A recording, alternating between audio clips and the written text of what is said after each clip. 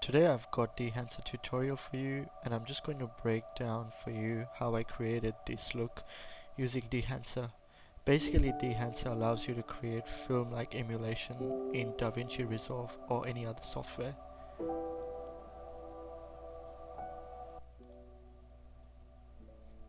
Okay, so before we start the tutorial, I just wanted to mention that this is in no way a sponsored video, although Dehancer offered me a 1 month subscription to try out the software and see how it works, but they have never asked me to say good things about their software. So let's just jump straight into it. So as you can see, I have got 3 nodes here. I just wanted to keep this pretty simple. I don't go into a lot of complex node structure. My node structure is very simple. I just go for 3 nodes.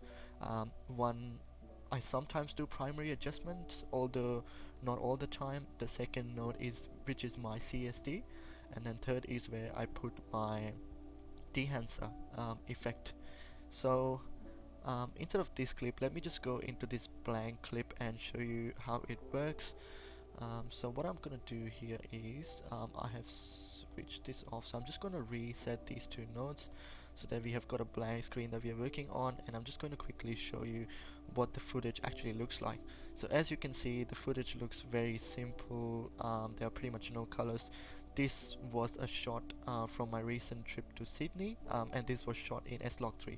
The camera that I primarily use is the Sony a6700, and I think this was shot on a Sigma 18 to 50.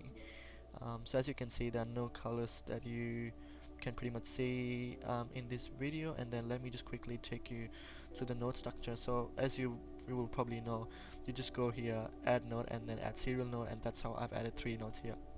Now I won't do any modifications in the first node, and then I'll quickly jump to the second node here.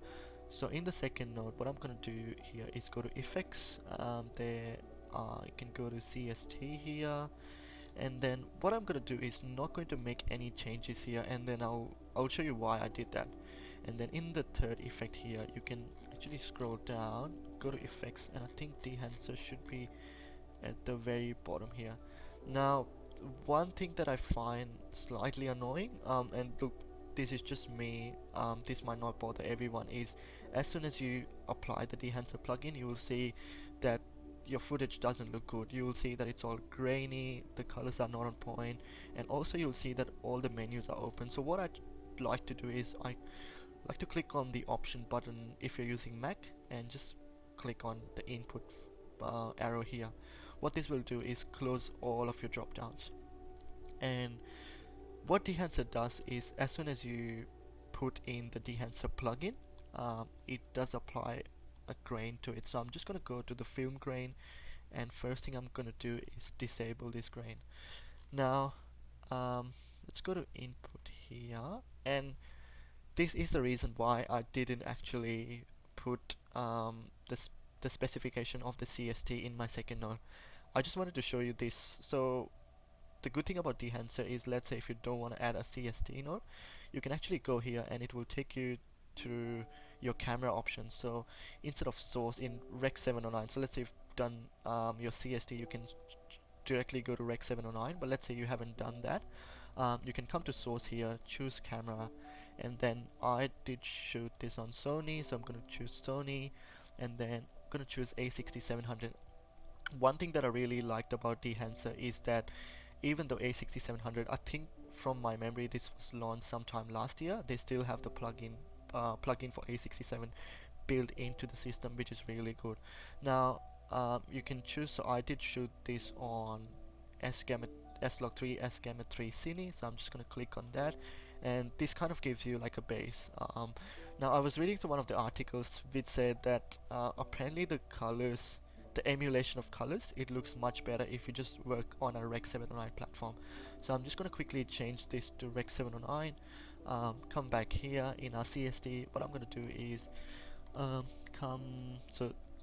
put Sony S Gamma 3.cine in the input gamma. I'm just going to do S-Log3 here. In the output I'm going to do Rec 709, which is the format that we will be working on.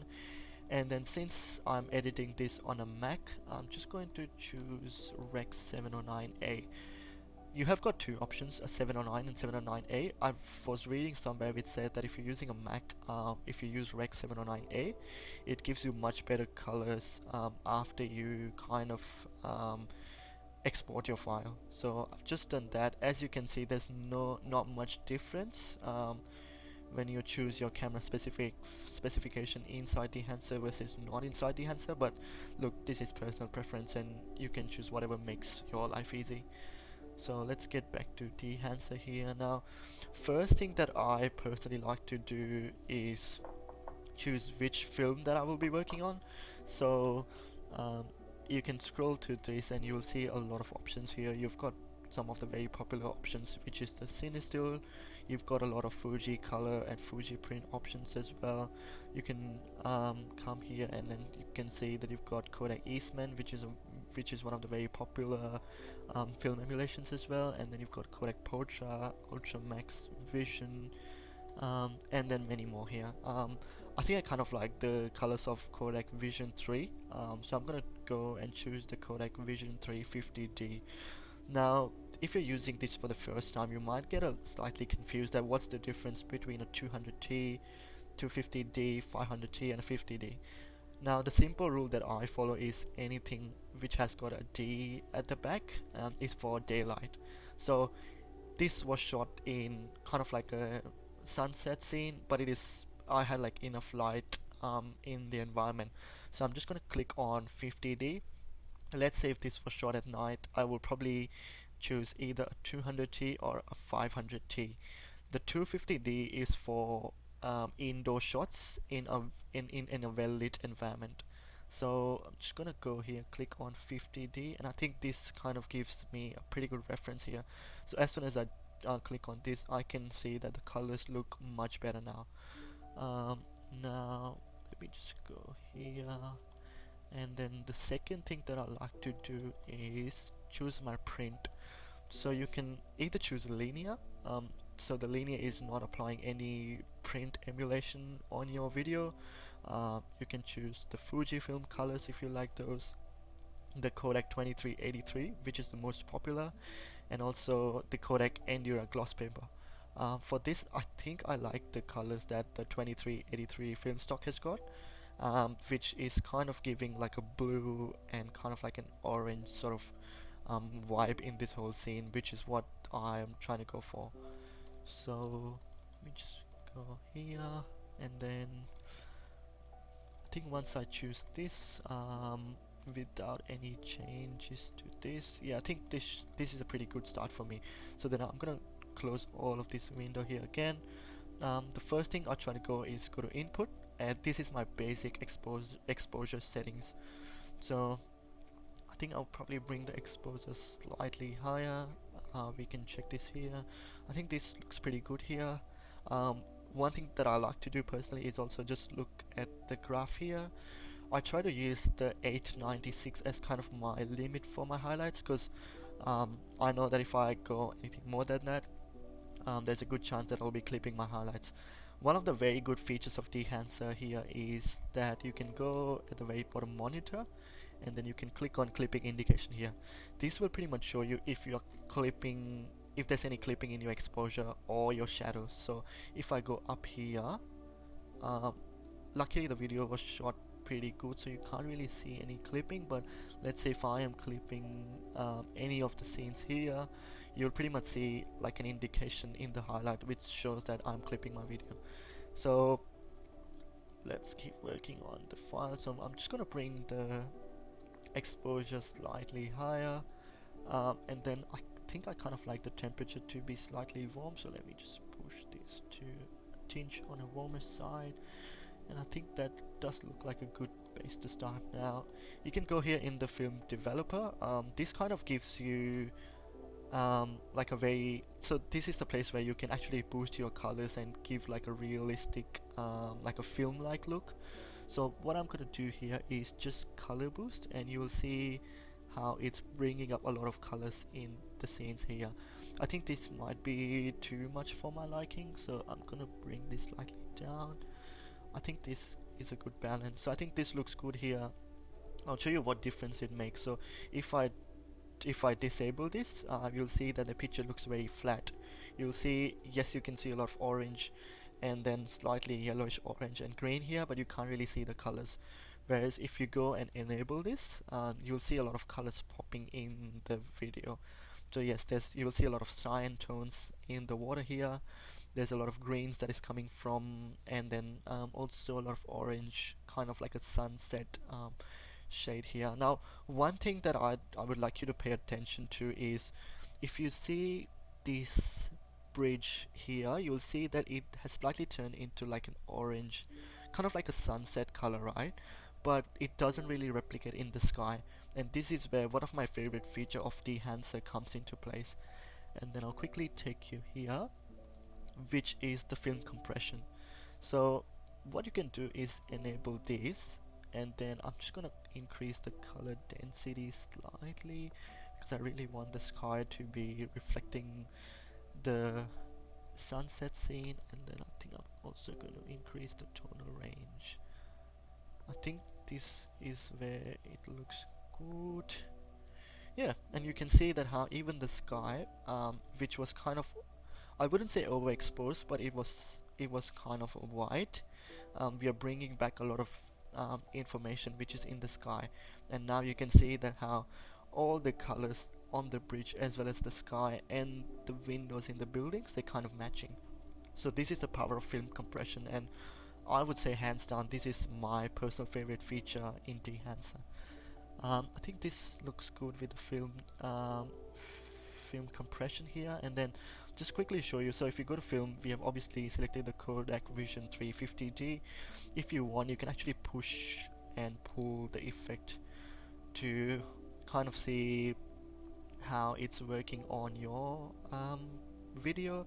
So if you obviously push it more, you'll see much darker colors here.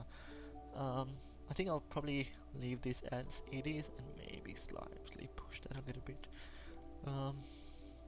So I think we were just using the film compression here. Now after you're done with the film compression, you can actually go and expand. I don't use this feature all the time, but it's very helpful, especially if you see a lot of dark shadows. So this is where you can actually bring up your shadows a little bit if you feel like your black point. So this is what I was talking about earlier. So let's say if you are clipping the shadows, you'll see the indication here. And then if you go here clipping the white point, you'll see that the red kind of indication, which shows that you are clipping your highlights. I think in this video I feel like it's a little bit dark in the shadows, and this is where I've just wanted to raise the blacks a little bit. I think it kind of looks good somewhere here. Now once you've applied the print emulation, which is the 2383 film, this is also where you can actually adjust your exposure. So what I like to do is I like to select my film stock first and then the print first. What a lot of people do is they start with the basic exposure, then they go to the film, and then they come here in the print page. So this also gives you an option to kind of adjust your exposure here. I think I might bring up the exposure just a touch here to see how it looks. I think this is where it looks kind of good to me. And then also I'm gonna bring up the color density, and I think this is somewhere it looks good and also natural. So you can see that a lot of orange here in the windows, even the board and the water looks pretty good according to me, so I'm just gonna leave it that way. If you want, you can use the analog range limiter, which kind of emulates what a film would look like, and you will probably not see a lot of dense colors when you do analog range limiter. Depending on the scene, I sometimes turn it off, or I'm just gonna leave it off for this time. And then this is what I was talking about. So what a lot of people do is once they are done here, they go back to their first node which is for primary adjustments. If you are new like me, and if you find this working with these options slightly difficult, what I personally like to do is just use the menu here in Dehancer. I think this maybe is much more user friendly to me because I'm a new user. So what I'm gonna do here is slightly adjust my colors here. So I find it very confusing to kind of adjust the temperature and color from this menu here, and this is where Dehancer comes in and makes life much more easier for beginner video makers like myself. So I'm just gonna bring up the yellow. Actually, don't think I've turned on the effects, so I'm just going to enable that, and this is where you can actually see how you can add the colors into the video. So you'll see that when I add yellow, it kind of decreases the blue in the graph, and then if I increase the blue, it is kind of reducing the reds in the graph here. So what I'm going to do here is slightly push the yellow, so I'm just going to take this to -0.4. I think maybe 1.4 looks good here for the cyan. So the workflow that I generally prefer is I'd like to select my yellows first and then my cyan, because I'm going for kind of like the Kodak 2383 film stock. I want the contrast, which is kind of like the blue in the shadows and then the orange in the highlights. So I'm just gonna bring cyan just by 0.4, and you can see that how like the water looks really good now. If I bring this down a little bit more, I think this is where it kind of looking too much and a little bit unnatural, so I'm just gonna leave it here at 0.4, and then I'm also going to push the green maybe slightly. I think maybe 0.4 is okay, and I think I'm pretty happy with this. I'm happy with the color of the water, the highlights. I think what I can maybe do is maybe try to increase the color density a bit, so I think I'm gonna go here just to 45 here, and then I might also color boost here, so I might bring this to 76.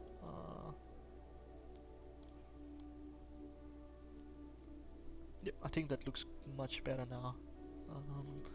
We go back here, and this is where you can actually play with your shadows and your highlights. So let me bring down the shadows a little bit. This is how you will be able to see a lot of blue in the shadows. So I think I might bring this down to 8, the midtones, and you can see how midtones is kind of affecting both the water and the sky and also the color of the boat. So I'm not gonna mess it up a lot. I think I might slightly increase that just to get kind of that high temperature kind of orange vibe.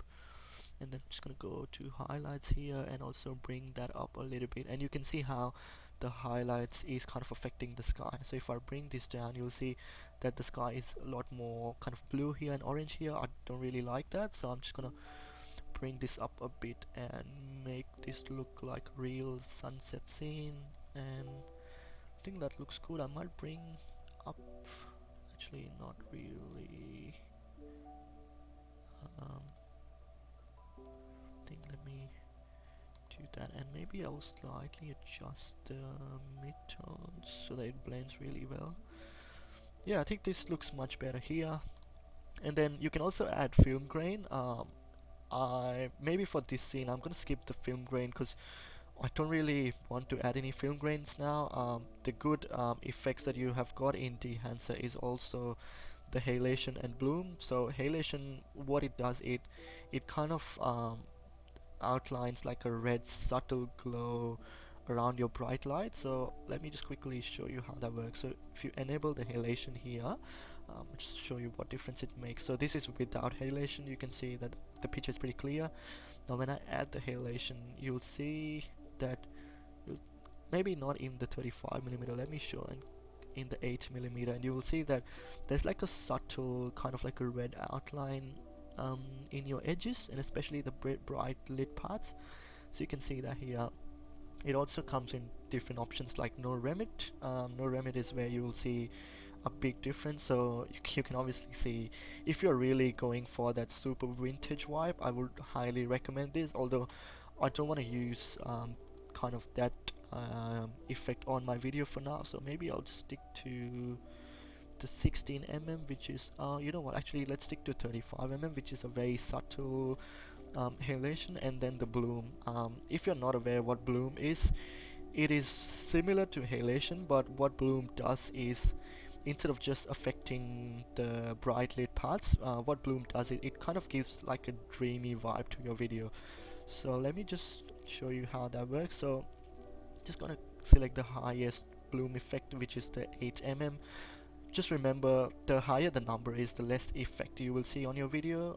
I just wanted to go for like a really high bloom effect, so I'm just gonna select the 8 mm, and then so this is what the video looks like before the bloom, and this is what it looks after the bloom.